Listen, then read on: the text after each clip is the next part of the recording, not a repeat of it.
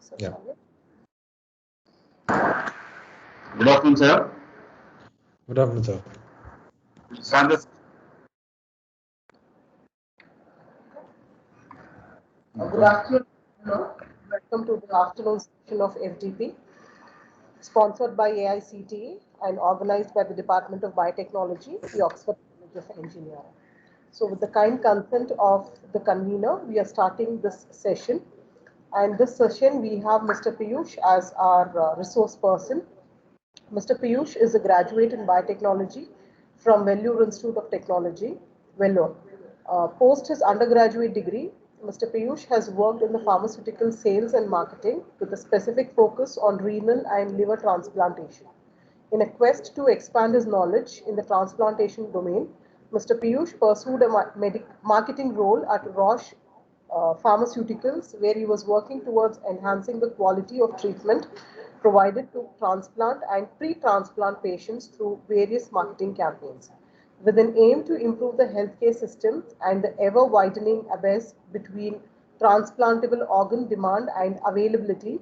Mr. Piyush set out in his entrepreneurial journey with four close friends to build the next big solutions for healthcare and medicine. Next Big Innovation Labs was founded in the year May 2016 with a goal to bridge this gap and delve into exploratory deep research in the domain of 3D bioprinting. Mr. Piyush has garnered 3 patents along his journey as an entrepreneur and is now the CEO and co-founder of Next Big Innovation Labs. Sir, on behalf of the staff, students, and the management of the Oxford College of Engineering, I welcome you to this FDP session, sir. Thank you so much, ma'am. Thank you for the introduction, and it's obviously a great opportunity to be presenting in front of teachers. I think they're the most valuable assets of our society, and for me to give a little bit of knowledge that I had gained over my years of working in the field of bioprinting, I think is something which is really, it's close to my heart as well. Um, so without further ado, I'll start off the session. A few, I'd just like to, give you an idea about bioprinting. So this is a field which is pretty niche. It's considered to be an offshoot from 3D printing technology, but its applications are just starting to be explored. People have been looking at this technology since the late 90s, but its applications have truly come to the fore only with commercial companies getting into it, academic research pushing the boundaries of what can be done with the technology. So we've been working in this field for the past 5 years. So the presentation that I have today is going to take you in through the technology. So I'm going to explain to you about the different types of technology that's available, the engineering that goes into bioprinting, yeah, and understanding a brief understanding of scaffolds and biomaterials that are used. And then finally, I'll be touching upon the applications of the bioprinting field altogether. So without further ado, I'll just start off with my presentation. Um, I just want to know my screen is visible, ma'am. Can you see the presentation deck? Yes, sir. Yeah, thank you. So, so we are Next Big Innovation Labs, NBIL for short. We've been working in the field of bioprinting for the past 5 years. The focus, like ma'am had mentioned earlier, is to bridge the gap between transplantable organ demand and availability. We believe as a singular company, we won't be able to achieve all of this. All of this can only be achieved when a community or a group of people from multidisciplinary facets come together to make this a reality. In India alone, there are a lot of patients on transplant wait lists, and a lot of them do not even receive their transplanted organ for a very long period of time. And this is only in India. Global scenario is much more. The gap is much more, and there are more number of people on in wait lists in the world, and it's just growing year on year. And that's where we need to create a solution for it. For me, working in that field gave me a lot of insights. We're based out of Bangalore. We work out of Electronic City at Bangalore Bioinnovation Center. We build customizable 3D bioprinters. We have technological as well as process patents that we've developed along the way. We've formulated trade secret biomaterials that are being used for the development of bioprinted skin. Yes, obviously, the bioprinted skins application is not only going to be in a testing use case, but for us, we are looking at how we can take it into the patient. So I'll touch upon each of these factors along as I'm going through the slides. So we've been lucky enough to be supported by grants from the central and state government via BIRAC and the Startup Karnataka program. And also we've been lucky enough to partner up with multinational companies such as Autodesk, which helped us out a lot with the softwares that we use to build our engineering. And Merck Pharmaceuticals, we got to have an opportunity to be a part of their accelerator program at Germany, and we are also doing a project on them on printing miniature tumor models that can be used for testing, specifically in drug development. Um, like I mentioned before, are incubated at Bangalore Bioinnovation Center, from where I'm doing this presentation right now. A little bit about me. I think ma'am has already explained a lot to you. But for me, the focus has always been to drive product development, to drive research in a direction which can have a mass impact. The focus for me has always been on deep innovations. Working in the transplantation industry, I got to firsthand interact with doctors as well as patients, and understand what are the pain points in this industry, and understand what are the basic problems that patients face while being on the transplant wait list. What is the pain that they're going through? And that motivated me to start something on my own with a few of my friends on the application of 3D printing in healthcare. When we initially started off the company, we started by 3D printing. So we had these two 3D printers, and we use those 3D printers to print maxillofacial models. So we were printing skulls, we were printing the lower jaw, the maxilla for doctors as pre-surgical tools and also as practice tools. So this is how we started out. And we were lucky enough to be incubated at the point of time at BBC. We got the Karnataka state government grant, the Elevate grant, which allowed us to basically take this technology and apply it for more of a bio use case. So that's where the bioprinting technology started to crop up, and that's how we were able to get our patents. So the whole focus for us has been on deep tech, and that's my focus as well. So a lot of you would have seen this process, what I'm showing right now on the screen. You would have seen this layer on layer process that is being printed over here. This is basically additive manufacturing. It's 3D printing. So you have plastics or metals that are being printed. So here in this case, we are printing plastic.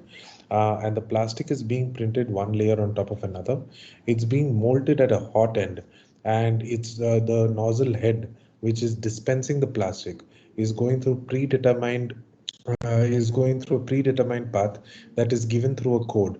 This code is called G code. And what they're building right now is a 3D printed object, which basically will take a certain amount of period of time. Now, 3D printing, as we know, has been very useful over the period of years. There have been a lot of applications of the technology. The technology has been used more recently for creating large-scale PPE kits. So basically, those masks that the frontline workers used during the COVID pandemic. So that's where 3D printing has played a very vital role. Now, bioprinting, we like to call it a baby of 3D printing because it basically is an offshoot of it. So it runs by the same technology. You have an extruder that moves on X and Y. You have a bed that moves in Z. I mean, you can shift these planes. The extruder can move on X and Z, and the bed can move on Y. So it's all about how you want to play around with it. In our bioprinters, what we've done is we have kept the extruder on Z, and the bed moves on the X and Y plane. This is basically what I mean. This is the core of bioprinting, and but everything else is quite different. So before I go into what is different between 3D printing and bioprinting, let me quickly show you the process of 3D printing. So you start with a design. So this design is probably done by an engineer or someone who knows designing on a system. You create a 3D model. You convert that 3D model that you've created using software. So we use Autodesk Fusion 360 to create the softwares to create the designs that we want. This design is then converted into an STL file. The STL file then goes into a software called a slicing software. So what this does, it say for example you have a cube, or take this phone for example. It takes the phone, it takes different slices of this phone. That's basically what it does. And this code is sent to the machine, and the machine basically interprets what are the coordinates and basically builds the entire object from there on. That's the entire process of 3D printing. Bioprinting has a similar process, but it's going to be quite different. I will come to that next. Before that, let me just quickly take you through the science behind it. So in 3D printing, it's mainly plastics, it's metals that are used, and there is no living element as such. When you're looking at bioprinting, you have the extruder that's moving on the XYZ plane, and you have the extruder in bed moving on the XYZ plane. It depends upon what, like I mentioned, it depends upon what how you want your printer to be. But inside, instead of plastics and metals, you will have biomaterials with cells, with certain growth factors, with cell nutrients. This is called a bioink. The bioink is what plays a very vital role in protecting the cells during the bioprinting process. This is printed in a three-dimensional format on an XYZ plane to form an initial construct. So this initial construct, which is formed by layer deposition, as you can see over here, one layer on top of another, this is incubated over a period of time, given the right amount of temperature as well as carbon dioxide and nitrogen conditions in order to form a fully developed tissue. Now, the advantage of this is that you're printing in 3 dimension. So generally in 2D cultures, you have a monolayer of cells, but here in a 3D culture, in a 3D setup, you're printing the cells in a three-dimensional environment, which allows the cells to be more sort of comfortable in their environment. They start to migrate as well as proliferate like they would do inside the body and within the body, and start producing their own extracellular matrix. So the 3D tissue that is developed is more close to what you would find on native tissue as compared to other in vitro models that are currently there in the market. So these tissues are generally used for 3 cases. One is for a clinical use case where it directly goes into the patient. Then it goes into a pharmaceutical use case where it's used for drug discovery and development. I will touch upon that as well. And then it goes into cosmetic R&D and chemical R&D. This cosmetic R&D and chemical R&D is where we are also looking to work with. For example, you're using a shampoo. That shampoo generally, I mean, there's a lot of tests that are done on animals, sadly, and we are looking to create an alternative to animal testing, and that's where bioprinted skin comes to the fore as an alternative to animal testing. So I will touch upon all of these later on as I'm going through the slides. So here, if you see, we are bioprinting. So if you see here, I showed you the previous process. Here, the nozzle size is 800 microns, basically. And there, what you saw is close to around 200 microns. Sorry, here it is 80 microns, and that is 200 microns. Here, you're printing one layer on top of another. Each strand that you see has cells within it. The strands have cells, biomaterials, as well as nutrients present in them. These are basically printed one layer on top of another, and generally the construct size is not that big. The construct size is close to around 2 to 3 millimeter, but you do have cases where they have gone much more higher. So this scaffold that you see here that is being formed is the initial construct of any 3D bioprinting process. It is vital to create the structure in order to get a final tissue output.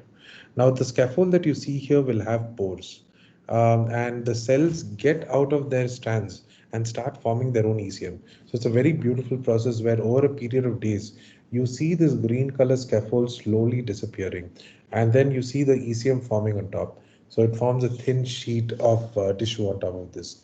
That's how basically the entire process works. So why is the world looking at 3D bioprinting? There should be a reason for this, right? So one is it allows you to print with cells and biologics with a specific biomaterial. That is something which was done previously using spread plate methods in tissue engineering, but right now people are looking at more control. Like I mentioned before, it helps to mimic the three-dimensional microenvironment that is found within the body. The third one is you're able to control the amount of cell deposition per square millimeter of your scaffold. How does this help? It allows us to create a uniform distribution of cells. Not only that, it also allows us to create a tissue construct that more closely mimics to what is there in nature. This is quite important when it comes to testing. For example, cosmetic company XYZ is testing chemical B. If chemical B is being tested on skin, on say a bioprinted human skin, it should always give the same output. That means the cell distribution has to be uniform for it to give the same output, as well as the cell function within the tissue has to be uniform. That's where the cell positioning matters. Precise cell positioning helps in improving cell-to-cell interactions. When that cell-to-cell interaction improves, you get a better output. You get better ECM formation, more uniform ECM formation as well. Now, one more thing is that in traditional tissue engineering methodologies, one major problem, one major hurdle would be to form complex organ constructs, which have multiple cell layers. For example, the liver, which has multiple cell layers, all of which have to work together. And 3D bioprinting allows you to do that. It allows you to print with multiple cell types in one go, and allows you to deposit them in specific areas. So, for example, if I'm printing skin, which is more Caucasian, I will have a lesser density of melanocytes. Or if I'm printing skin that is more Indian, I will have a higher deposition of melanocytes. So that is where 3D bioprinting plays a very important role. Lowered fabrication costs. What is currently available in the market? If you buy a 1 centimeter square piece of skin, it would cost anywhere between 150 to 170 US dollars. What 3D bioprinting does is that it brings down this price because the machine is doing the job for you, rather than a scientist working on it. So next is the steps, like how I showed you in 3D printing. These are the steps in bioprinting. You have a pre-processing phase where you optimize what kind of cells you're going to take, how you're going to isolate those cells, what are the biomaterials used, how are those biomaterials working with your cells. Then you go into 3D bioprinting, where you are optimizing the printing parameters that go into creating a construct. You're doing cell viability studies post printing to understand if the biomaterial is protecting your cells within the during the printing process. Also, you're doing biomaterial optimization, where you will have to go back and forth and keep changing things. Then finally, you have the post processing phase. Once this is formed, once your construct is formed, converting that into a tissue uses traditional tissue engineering technologies with an amalgamation of a little biomaterial science as well. And that's where, these are the three processes that are primarily involved in a bioprinting process. So let me just start off by talking about the technology a little bit. Like I told you, we'll start off with the technology, where I'll explain a little bit about each of the concepts that I've spoken about till now. So micro extrusion based 3D bioprinting is the most common form of bioprinting. This form of bioprinting has been adopted across the globe and is the first go-to technology because of its price and because you're able to work with multiple biomaterials. It's much more user friendly because all you have to do is make sure that the biomaterial sits in the syringe and you put it within the printer. Now you have different technologies within this. In micro extrusion, you have a motor based as well as a pneumatic based. The other kind of 3D bioprinting technology is inkjet. Inkjet, you obviously know, is available in your Canon printers, but The translation of that technology into bioprinting has happened in the early 2000s, where scientists were able to precisely print or position cells along with the biomaterial in certain spots within a substrate. You have two types here. You have a piezo and thermal type of inkjet bioprinting. And the one advantage here is greater speed in printing. Um, Next is laser assisted bioprinting. Laser assisted is basically you have a laser beam that shoots into a ribbon of cells and creates a small bubble that falls onto the substrate. This is called droplet based printing, where you're able to print tiny droplets and position them precisely. It's high speed printing again, and it's high precision printing. So here there are three types mainly which is used. Laser guided direct writing. You have matrix assisted pulse laser evaporate direct write, and you have laser induced forward transfer. So let me start off with micro extrusion. So because that is something which is more widely used and something if you are willing or going to start working in the domain of 3D bioprinting, that is something that you will get into first, micro extrusion based. So as I mentioned, there are three types. There is motor driven, screw based, and pneumatic. So first we start with the pneumatic extrusion. This is what we use in our printers. So you have sterile layer that is coming from the top, which is pushing the biomaterial downwards through the syringe out. This is the video that you saw previously of the bioprinting that is happening. So the sterile layer comes in from the top, pushes down the plunger, and the plunger directly pushes down on the biomaterial with cells, and this basically extrudes out. Next is a motor-based setup.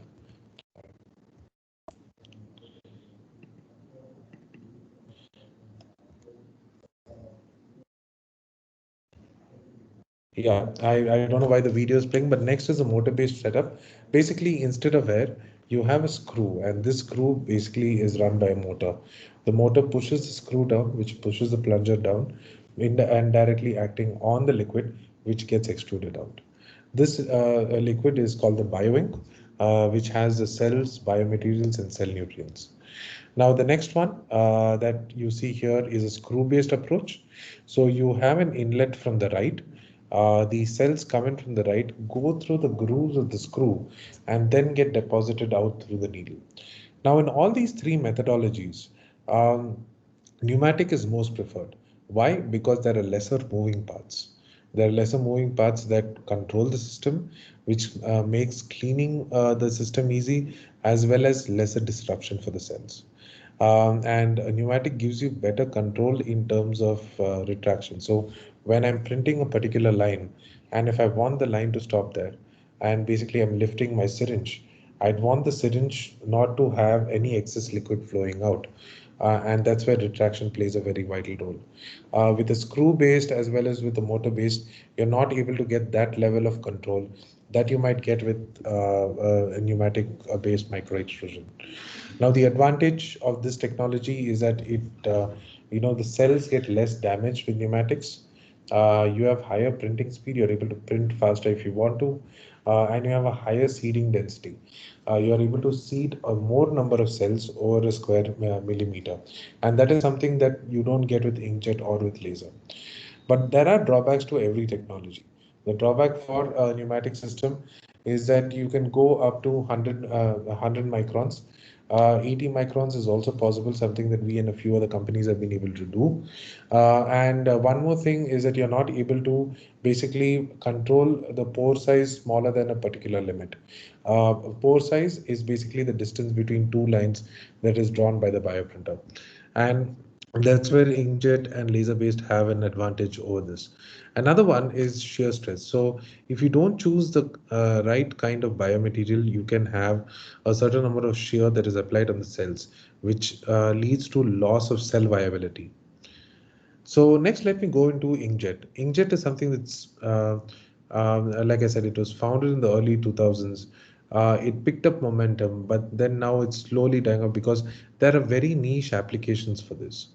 Obviously, the building components, the building blocks of inkjet is a reservoir, a pump, and a pressure regulator. So these three elements play together in order to form your inkjet system. So there are two types here. There is a piezo and there is a thermal method. So let's start with the thermal method. Here, basically, the liquid gets extruded out with heat bubbles that are formed on the top. So you have a chamber, you have heat bubbles that are formed on the top. These heat bubbles create a certain amount of positive pressure within the liquid, thereby creating that one drop that you require. The temperature is increased and cooled continuously in order to get that control. Now, obviously, when you're dealing with heat, cell viability is an issue. So this kind of technology was developed, but it wasn't used much. Then you have, sorry, then you have the piezoelectric inkjet bioprinter. Some reason this is not playing, but let me just quickly see if I can show it. Yeah, I can show it to you here. So this is a piezo bioprinter. Let me just, yeah, it's not able to play, but basically you have this blue portion on the top. This blue portion bends, it bends and flattens. So when it bends, it creates a concave structure, and this structure pushes down on the bioink, thereby creating a drop over here. And it's the same methodology with the thermal thing, but instead of creating a bump over here, it creates these air bubbles that create that creates the pressure within the bioprinter, within the extruder. So what are the advantages and disadvantages of the technology? Obviously, you're able to print with higher print speeds. The cost of building the entire component is low. But the problem is your viscosity of biomaterial has to be perfect.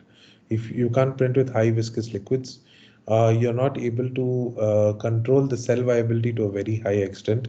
And obviously, the cell encapsulation within the bioink is much, much lower. So this is where inkjet basically fell off after it was discovered. Now, the other form of technology that is used, which is not widely used, but it has shown good results, is laser-assisted 3D bioprinting. So here you're printing with fewer biomaterials. You're using high-speed printing over here, and you're creating fine droplets. So, like I mentioned, there are three types. I'm going to mention the two types that are more widely used.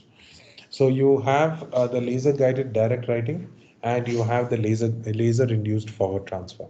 All of these are the ones that actually play a very vital role. Both of these play a vital role in laser assisted bioprinting. Both of these are two different forms of bioprinting. Now, first, you have basically a laser light, which goes hits a mirror. This mirror light basically this mirror basically splits the light into multiple rays. It falls onto a ribbon of cells. As it goes through the ribbon, it starts activating the biomaterial around it in order to form a droplet. This is laser guided direct lighting. The light is actually guiding the formation of the bubbles from the layer of bioink. This is called the ribbon of cells. The same ribbon of cells is also present in a laser-induced forward transfer. In this technology, you basically have a laser beam that goes here, hits the mirror. It's then focused on a particular point on this ribbon. And this heats up the ribbon to a certain extent, creating a small bubble that falls on the substrate. Both of these have their applications, but the problem is in laser-induced forward transfer, which is called lift. You have a problem of the cells getting damaged due to heat. And that's where laser-guided writing has taken precedence as compared to lift. So generally, you have this technology working within a particular range. So the laser beam operates between the ultraviolet and the near ultraviolet range. So that is specifically the range at which it works in. But this technology has obviously it does have its applications, like I mentioned, but there are certain drawbacks of this as well. One limitation is the low cell viability. You lose a high number of cells during the entire process. It's the cost is really high for this technology. The flow rate that you get is low, and it's also time consuming. The preparation of the bioink ribbon itself takes a long time. So when you're looking at a practical sense, it's much more slower than what is already available in the market. So what is this what is the status quo in India? Let's address that first. So when you're looking at bioprinting technology in India, these are the four key issues that researchers have told us. One, they don't cater to all of their research needs. Obviously, they're working on one project, but then when you're looking at another project, going into another project, you might have different engineering requirements. So bioprinters are the technology is not that malleable. Then you have rigid engineering ecosystems which you cannot touch or change at all. If you change, your system stops working. Then you have obviously the cost. These are not economical machines. The machines start from anywhere from 12 lakhs, no, sorry, 20 lakhs, and it goes all the way up to 1.5, 1.6 crores, depending upon the level of complexity that you need. And obviously, there's a lack of optimal servicing because India is not a hot market right now for them.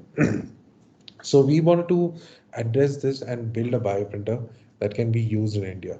Initially, we also thought of purchasing a commercial machine, but then we thought we would face these issues when we are talking to people. We understood that we'll have to build our own technology rather than depending upon someone else's engineering. So we went ahead and built Trivima.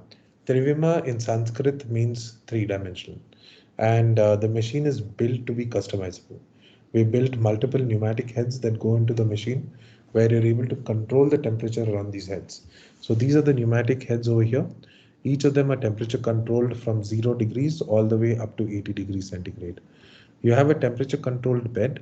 This bed basically again goes from -4 degrees all the way up to 100 degrees centigrade. We have an inbuilt germicidal UV and HEPA system, making it a mini laminar air hood. So you don't have to basically put it into a biosafety cabinet or a laminar air hood to do your work. We've put different cross-linking technologies, which I'll explain later, and we've tested it with multiple applications. When we built out Trivima, we went out to researchers. We asked them, okay, we have this machine. Would you guys like to, test your biomaterials with it and allow us to develop scaffolds for you? A lot of them were generous enough and had provided us with a lot of biomaterials. So a few examples here. We have printed with bone-based bioceramics, which was used specifically for correcting hairline fractures.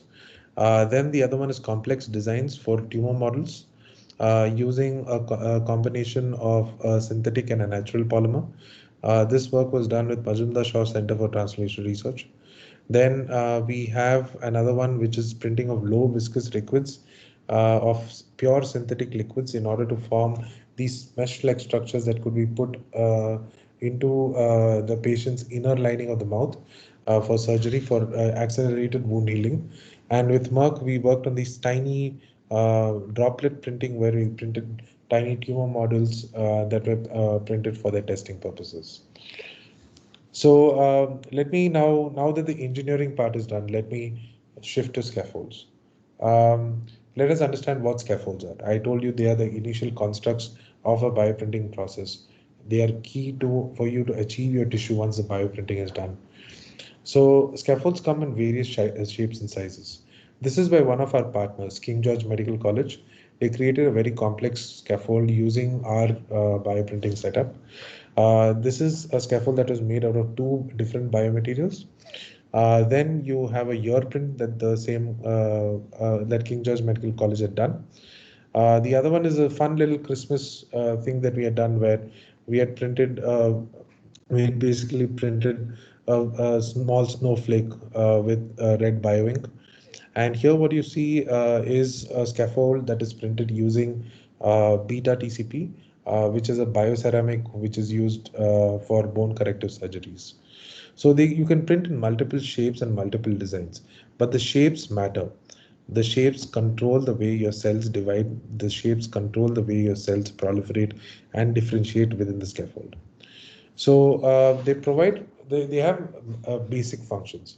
They provide a point for the cells to adhere, and they made up of the bioink or the biomaterials hydrogels, what you use in the bioink. They represent the initial tissue construct, and this is the construct which is incubated over a period of time. And they're formed using different cross-linking methodologies. be it physical or chemical. I will come to cross-linking methodologies within the next couple of slides. So there are two forms of bioprinting called scaffold-based and scaffold-free. In scaffold-based bioprinting, the scaffold is first printed, and then the cells are seeded over the scaffold. Then you have a scaffold-free bioprinting, where the cells are embedded within the struts, within the lines of the scaffold. That's where that plays a very important role. Now, what we do at Next Big Innovation Labs is scaffold-free bioprinting, where we are embedding the keratinocytes within the biomaterial and printing them in specific structures. In what you would do for bone-based would be to first create the bioceramic scaffold and then seed the cells on top of them. So here is an image of our tissue, which is transforming from day 0, just a scaffold, into a day 10 scaffold, into a day 10 tissue. So if you notice in day 0, you have these yellow sections, which are basically the cells which are viewed under the microscope. Over a period of time, the cells start eating up the biomaterial and they start forming their ECM. They start forming the proteins that help in creating those vital junctions for skin. What you see at the end here on day 10 are those yellow portions of stratum corneum, the topmost layer of dead cells, which are basically which is basically very important for testing purposes right now. So another one is an SEM image. So this is scanning electron microscope image of our BioInk without the cells. This was done to understand the microporosity of the entire structure. Why is microporosity very important? So microporosity is important because it tells you how much your cells can move within the scaffold and whether the scaffold would swell up because of cell activity, and whether your cells are would be tightly packed or loosely packed within the scaffold. Now, there was a study done at MIT where they had basically placed stem cells, in different environments. Some environments where the microporosity was very tight, and some other environments where the microporosity was very loose. And what they came to understand is that the microporosity affected the stemness of the cells and also affected what they would differentiate into. They would differentiate the tightly packed cells would differentiate into chondrocytes, and the loosely packed ones would differentiate into fibroblasts. So it depends upon what kind of cell type you're using first, and second, what kind of design you're going to use in your scaffold. Now, next, the most important part of bioprinting, which is biomaterials and hydrogels. You would not be able to print without biomaterials and hydrogels. You would not be able to get that level of consistency in bioprinting without these things. These basically ensure that cells survive the entire bioprinting process. They greatly affect the overall scaffold structure, and they aid in cell migration and proliferation. So if you're looking at it, they play a cushioning role in the beginning, where they protect your cells as the cells are coming out of this needle, and then after it's out, after they are extruded, it provides the structure for your cells to lay, to allow them to go through their natural processes to form the ECM, and they basically become the food for the cells to allow them to make their own ECM. So biomaterials come in different types. One is natural biomaterials, which is collagen, alginate, gelatin. These are the most widely used ones. You have synthetic biomaterials, where you have polycaprolactone, polylactic caprolactone, PLGA, and then you have mix. The mixed part is which is quite interesting. Natural polymers provide the natural adhesion points for the cells, but its synthetic polymers provide the structural integrity to your scaffold. And that's where the mixed comes in. So most biowings that you see would be a mix of natural and synthetic in different proportions in order to basically build an entire scaffold that would hold the cells, hold the structure, and also provide the natural adhesion sites for these cells. So another thing that is quite important in bioprinting is rheological properties. So you need to understand that, these, like I mentioned before, the cells go through a certain level of shear. They go through certain stresses. And this is from a paper in biofabrication, which shows the shear thinning properties over a period of time for a bioink. And if you notice here, this is for the bioink that we have developed in-house. We were able to get really good shear thinning properties on before extrusion, during extrusion, as well as after extrusion. So basically, it tells us that there is the bioink. This map tells us that the bioink is protecting the cells really well during the process. This tells us that the flow rate, the strings that are coming out, is is uniform, and this basically tells us that these strings, once they're formed, the recovery is also optimal based on what recovery we have set for our bioink. So now let's talk a little bit about cross-linking. Once the biomaterial is extruded, there are different ways to convert them. They're generally in a liquid state. So scientists basically convert these from a liquid state into a semi-solid state, and in bone cases, basically in a solid state. So you have different types of cross-linking. One is physical, for example, is Matrigel. Matrigel at normal temperatures, it basically is a liquid, but as soon as you extrude it, you have a different you have a different form itself to the structure. Then you have light. Gelma is a chemical that is being used for a very long time in bioprinting right now. But the drawback is that you are basically using UV light in order to cross-link it. It's basically cross-linked. It's printed in a liquid state and then exposed to UV light. The UV light creates these bonds within the molecules, thereby forming a semi-solid structure. Now, then you have the chemical side. In the chemical side, there are 4 or 5 different types. You have ionic, which is alginate and calcium chloride, something that a lot of students or teachers would have done during the course. And then you have pH, where collagen in different pHs behaves differently. Then you have enzymatic, where you're using fibrin specifically. Then you have covalent bonding, which is PEG. So all these are materials which are widely used in bioprinting and widely used in cross-linking as well. Cross-linking is quite an important factor, and it's something which ensures that the structural integrity to your entire scaffold is maintained during the course of bioprinting, or no, after the course of bioprinting. So to finalize whatever I've spoken about now, there is a process that to whatever we are trying to do. So we first finalize on the cells of interest. You finalize on them, understand their ECM properties, and develop your biomaterial or bioink around it. Now, this biomaterial or bioink has to be bioprinting friendly. So you need to make sure that the mechanism that you use is compatible with the biomaterial that you have right now in your hand. This material is basically then printed into a scaffold. You can design the technology, you can design the printing parameters that you need. You design the entire thing, you print the scaffold. But then you start bioprinting the scaffold. Then you form the entire scaffold. This is incubated over a period of time. But then all this takes a certain amount of trial and error. There is a certain where you get to a certain point. For example, if you start off with the biomaterial that you require, and then you go and build your scaffold, you understand that your biomaterial is not good for the scaffold based mechanism that you're using. And that's where you go back and again tweak with your biomaterial a little bit.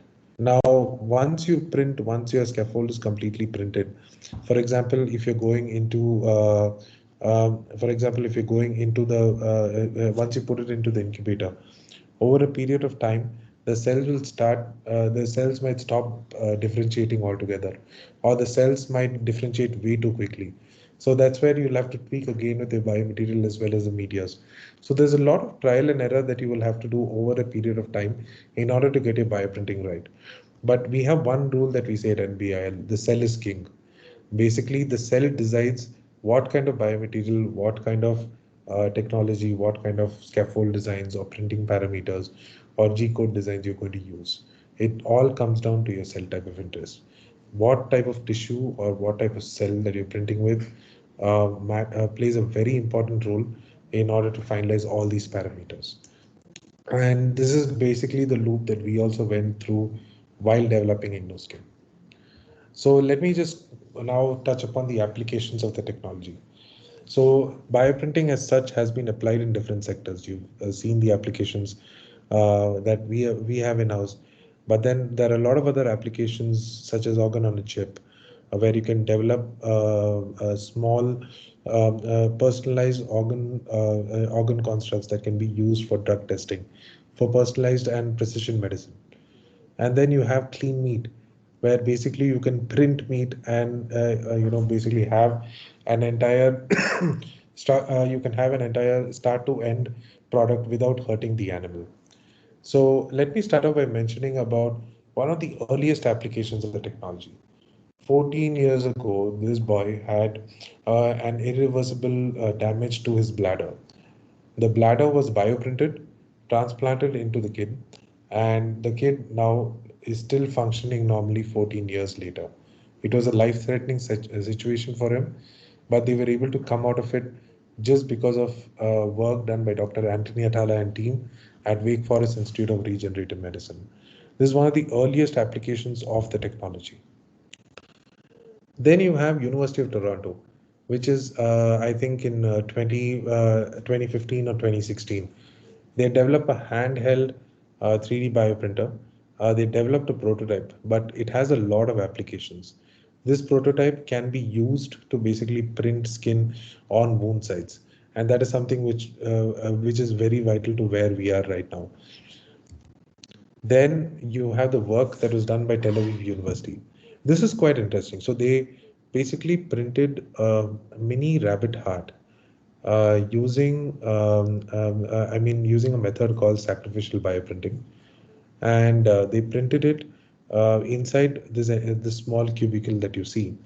Um, the heart per se didn't have any valves or no, didn't have any veins or arteries, but it did have the mini valves over there. Here is the future of what bioprinting can offer. This is a starting point for us to get into organs, to see how we can bioprint organs. And that this was very big news that came out, I think, it came out towards the beginning of 2019. And now what they're working on is to scale this up into a larger heart model. The problem that they're facing here is that they're not able to print the veins and arteries. It's a problem that is there with bioprinting. People are looking to overcome this problem, how to print veins and arteries without, making it too complex. And that is something which people are trying to achieve to get the small level of vasculature that you need. Another one is making multiple cell types to work together. There's something which they're trying to overcome as well, which they did to a very small extent in this one. This is basically a 3D bioprinted lung model. This lung model was printed with arteries fitted in from the sides, as you can see over here, with blood flowing through the entire system. And they had bioprinted a sac, a small alveoli in middle. This was published in Nature as well as the Science magazine. And the focus here at Rice University was to see how different how the alveoli cells interact with medications that are meant for asthma. Now, this is one application. Another one is during the COVID-19 pandemic. Wake Forest University, who had done the previous work on the on the urinary bladder for the kid, they had developed a 3D lung model. Now, this 3D lung model was printed and provided to pharmaceutical companies to test for the COVID vaccine and to test for the effectiveness of the COVID vaccine against the virus, as well as the effect of the virus on the alveoli of the lungs. Now, the next one is again Wake Forest, where they do amazing work on 3D bioprinting here. They've developed a method to print trachea. And basically, they're looking, the next step is to see how you can also print vocal cords within the trachea. One application here is Zurich University of Applied Sciences. I had met the person doing this work, and she's working with Novartis to develop muscle cells. Basically, once you apply this muscle fiber that you see over here is bioprinted. It's held at two ends, and they apply a certain amount of electrical pressure, electrical current, and the muscles start to contract and relax. And that plays that's a first step, obviously. But then there's a lot more applications. Novartis wants to see how they can use this application in cartilage and also extend it to other muscles in the body. Then you have LF Farms. LF Farms is a company that is based out of Israel. They work in the clean meat sector. And what you see here is the world's first 3D bioprinted steak. This was printed using their bioprinter, and basically it's not yet out in the market, but the application of 3D bioprinting in clean meat has started. In India, I think at CCMB, there's a research that is happening on 3D bioprinting of mutton meat, which can be used. It's called Ahimsa mutton. Basically they're developing the product still. It's still in its infancy, but then there are a lot of applications for it. One application is what we are doing in-house. So like I mentioned before, we are against animal testing. And we believe to develop products for human beings, animals should not be used for testing. There is an alternative, and that's the alternative that we are developing. So the InnoSkin is basically the product that we're developing is a 3D bioprinted human epidermis. So it's printed in this format, in a scaffold format. This scaffold is then incubated over a period of time, and you get the final tissue output. The final tissue output that you see here is a very thin layer of skin. It's the topmost layer, and it's as thin as the skin that you peel off your lip. So there are alternatives right now in the market. So you have 3D cultured skin that is made using traditional biotechnology methods. But the problem with this kind of skin is that there's a lot of batch to batch variation because you're not controlling the amount of cell deposition while building your skin construct. The fabrication costs are really high because here you need scientists to actually build your product, where in InnoSkin HE, we are using the machine to do our work. Then the other one is cell positioning. The cell positioning within the tissue is quite important as it leads to lesser number of false positives and false negatives when the cells are uniformly distributed. Then last but not the least is batch manufacturing capability. With 3D cultured skin, which is the current gold standard for testing as an alternative to animals, you're not able to get that level of batch quantities, and that's where 3D bioprinting comes in. InnoSkin, we are able to do it in much larger batch numbers. So we are currently in the final stages of developing InnoSkin, and soon we will be going into the manufacturing of the product. So right now we have a trade secret bioink that we have developed for manufacturing InnoSkin, and we have a couple of tech patents as well as a process patent that we had garnered throughout our journey. We have an amazing team that is working on bioprinting. At NBIL, we have a mix of people. So the team that works here consists of people who come from various backgrounds. We have people who come in from biomaterials, people who come from cell biology, biochemistry background, as well as microbiology. And then you have people who come in from the engineering background, who are design engineers, mechanical engineers, electrical embedded engineers. And then you have obviously people who work on the IP, regulatory, and marketing. It's a multidisciplinary team. So at NBIL, we have three different teams. We have an engineering team. On one side, we have the biotech team. And in between, we have something called the bioprinting team that brings both these worlds together. At the founding level, it's Pooja, Alok, Ratan, and myself. Four of us come from different backgrounds. Pooja and I come from a biotech background. Ratan and Alok come from an engineering background. Alok and I have been friends in school, and both of us always wanted to start something together, and that's when we started working on this project. So we at NextBig Innovation Lab consider the team, tech, process, and patents to be the foundation of who we are. So this foundation is used to build products.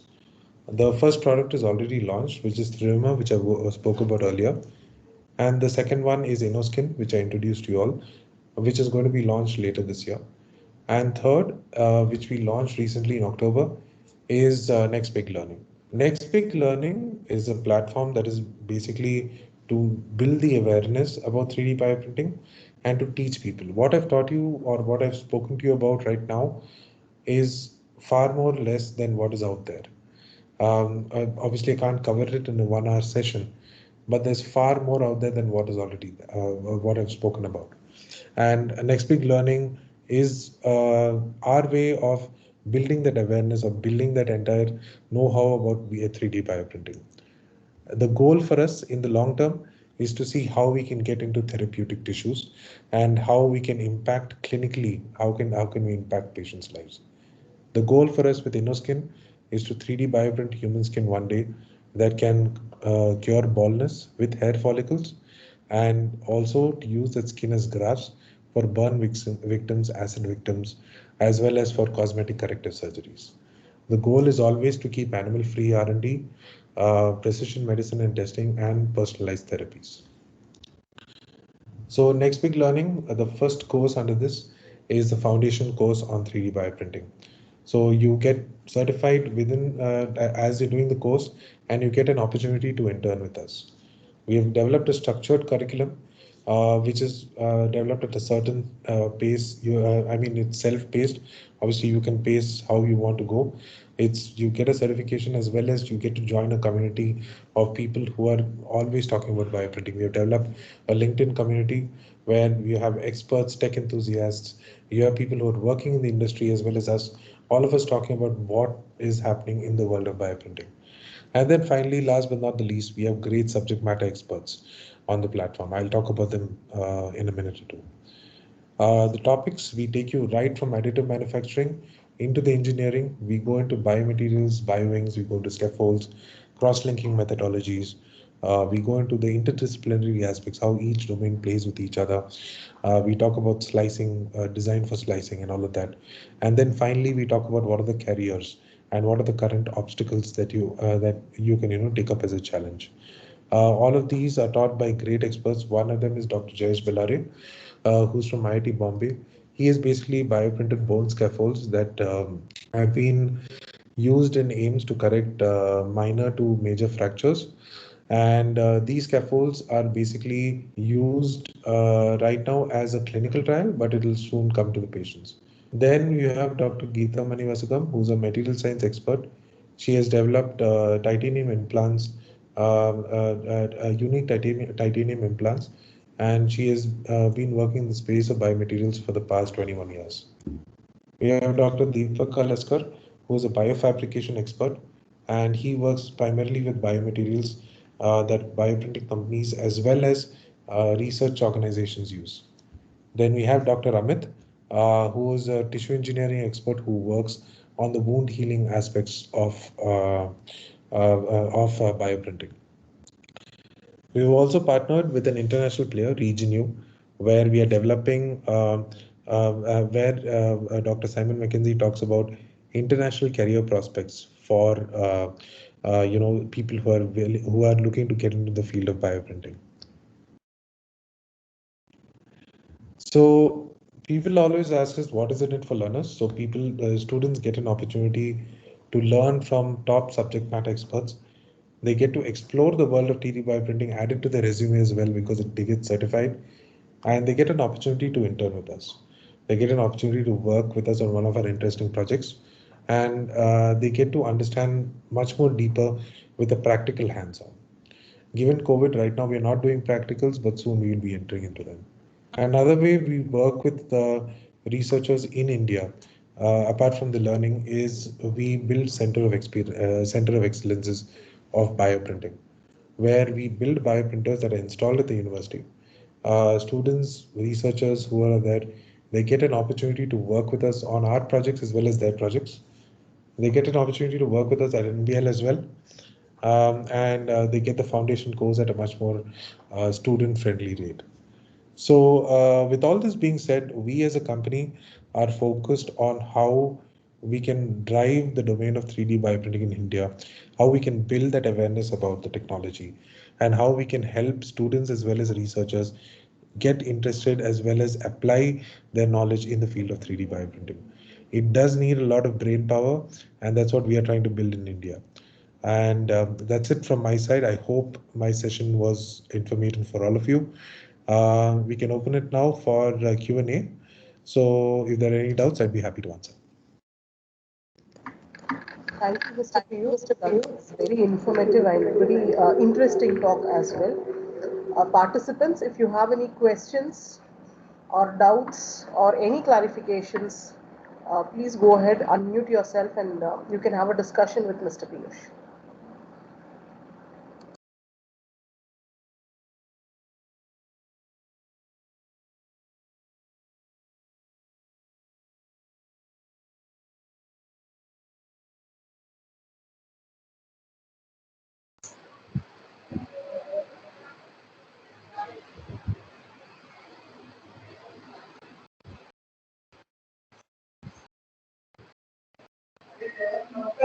Hello, sir. Good afternoon, sir. This is Saraswati. Am I audible, sir? Yes, ma'am, you are. Sir, I would wish to undergo training in this 3D printing. Can you give me the contact details so that I can contact you? And is it possible to have collaboration work with our institute with you, sir? Is it possible? So we collaborate with institutes on different levels. One is, like I said, we provide a course, foundation course to people. Apart from that, we work with institutes on collaborative projects and to see, if there are any mutual collaborations that we can find on particular topics on bioprinting, be it engineering, biotechnology. And finally, I think we also look at working with institutes on the Center of Excellence part, where we build it for them and see how we can put across problems that students and researchers can solve. So these are three methods in which we can collaborate, and we'd be more than happy to have a talk, ma'am. I'll just leave my email ID Yes, over here, sir. and you can just write it. Okay, that's my email ID. Yeah. Yes. Thank you so much, sir. No problem. Enter. What will be the duration of this training program, sir? So ma'am, the duration of the training program is 45 days. So over the period of 45 days, sorry, not 45, 60 days. Over the period of 60 days, students get to, learners get to go through that entire process. They do case studies, assignments, and they go through, not only that, they also go through a final presentation phase. So we make sure that it's extremely, imbibed into the student that, what basically is the crux of 3D bioprinting and how different things have to work with each other. Mind you, this is a foundational course, so obviously the goal is to see to form that foundation for you, above which you start doing your research. And we are right now developing deeper courses which go into engineering. One goes into biomaterials, one goes into design. So there are deeper courses that we are developing as well. So is there a selection procedure for this course, or anybody can? So you can just log in. I'll just leave a website link here. Just please give me a moment.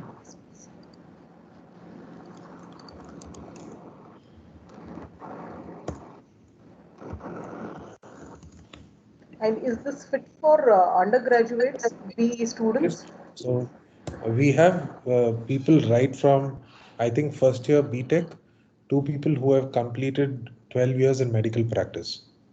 So we have a range of a range of people who have attended this course. So I've sent link on the chat, so you can follow that link, ma'am. So yeah. So basically, it's about we feel age is not a bar, so we made it simple. So even a BTech student can understand, or even someone who's quite complex, who knows a lot of complex things in bioprinting, would find it useful. This is a throughout the year program, or you have a particular time duration when the program So is we running? run batches, ma'am. So we do batches with institutes. We do institutional batches, but then we have our own batches that are running, where we start those batches. Like right now, batch 4 just started on 10th of March. The next batch will start in May beginning. But in case an institution reaches out to us saying that, we want a batch for our students, we basically work with them, and we basically create a batch specifically for their students.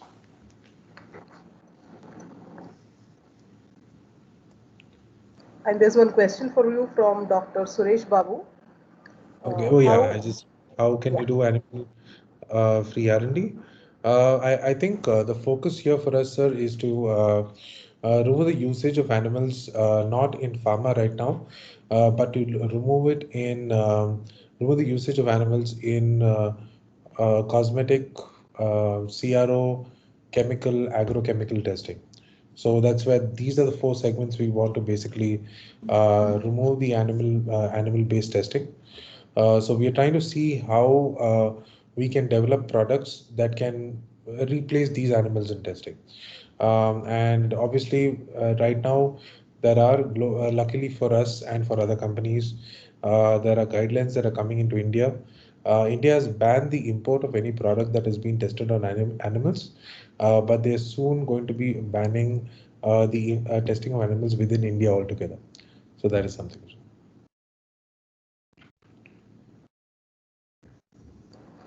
thank you, Mr. Piyush. That was very good discussion and very elaborate information that you gave us.